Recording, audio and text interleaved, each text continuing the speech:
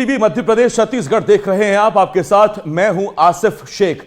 Bulletin की शुरुआत इस वक्त एक बड़ी खबर के साथ करें। बड़ी खबर खैरागढ़ से आ रही है, जहां चाकूबाजी के आरोपी को गिरफ्तार कर लिया गया है। झांकी के दौरान चाकूबाजी की वारदात हुई थी। पुरानी रंजिश में एक नाबालिग ने एक शख्स पर हमला कर दिया था। गणेश विसर्जन झांकी के दौरान यह विवाद हुआ था। चाकूबाजी में युवक की मौत हो गई थी।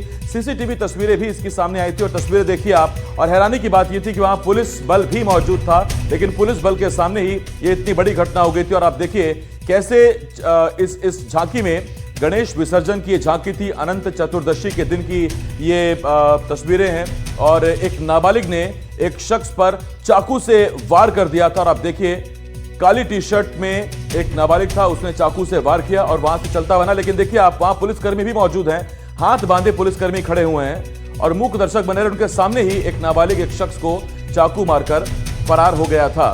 तो ये तस्वीरें आप देखिए। पहले एक ब्लैक टी शर्ट में नाबालिग खड़ा हुआ था, कमर पे हाथ रख के इंतजार कर रहा था और पुरानी रंजिश में उसने एक शख्स को चाकू से गोद दिया पुलिस वालों की आंखों के सामने।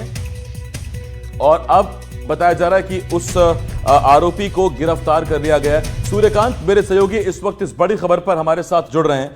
सूर्यकांत, आज फिर हम वो तस्वीरें दिखा रहे हैं अनंत चतुर्दशी के दिन की, गणेश विसर्जन की झांकी के दौरान, जहां 2 से 3 पुलिसकर्मी साफ साफ खड़े नजर आ रहे हैं, लेकिन केवल हाथ पर हाथ बांधे खड़े हैं। और वहां एक शख्स कैसे एक नाबालिग एक युवक को चाकू से गोद देता है।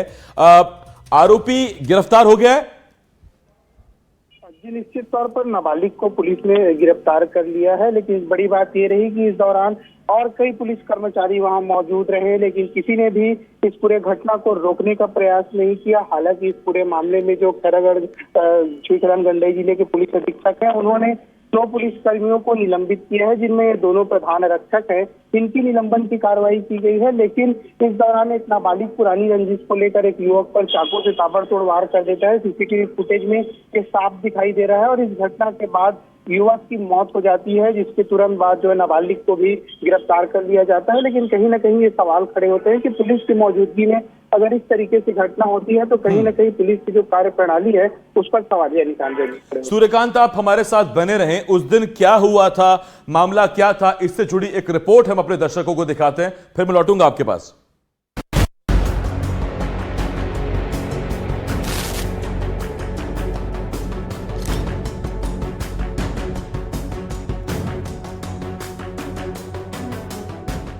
खैरागढ़ में हुए मर्डर की गुत्थी को आखिरकार पुलिस ने सुलझा लिया।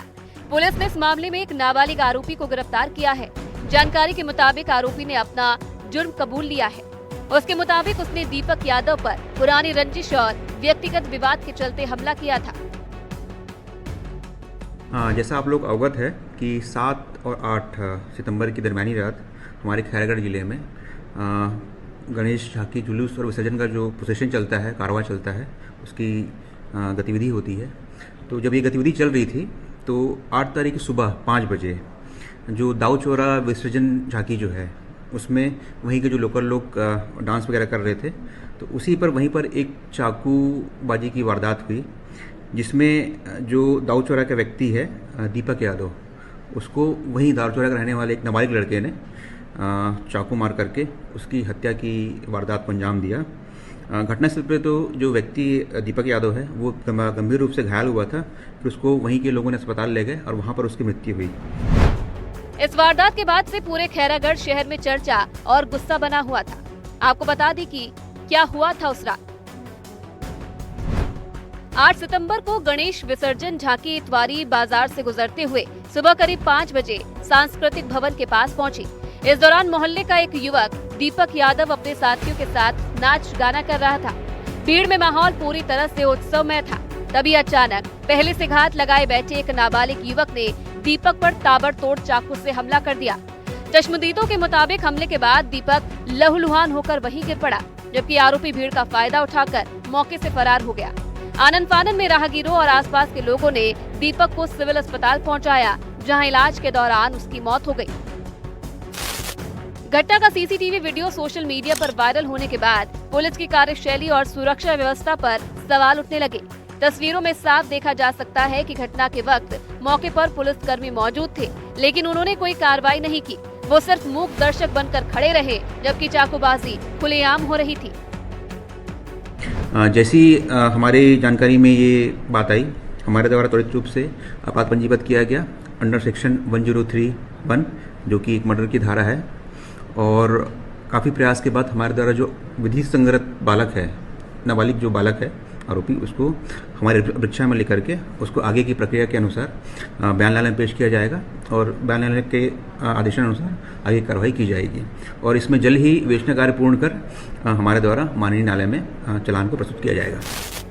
स्थानीय प्रशासन और पुलिस को लेकर घटना ने जनता की नाराजगी को और भड़का दिया। शहरवासी इस बात को लेकर चिंतित है कि अगर ऐसे सांस्कृतिक आयोजनों में भी खुलेआम चाकूबाजी होने लगे और पुलिस सिर्फ तमाशबीन बनी रहे तो आम जनता की सुरक्षा कैसे सुनिश्चित की जाएगी। एनडीटीवी के लिए खैरागढ़ से सूर्यकांत यादव की रिपोर्ट।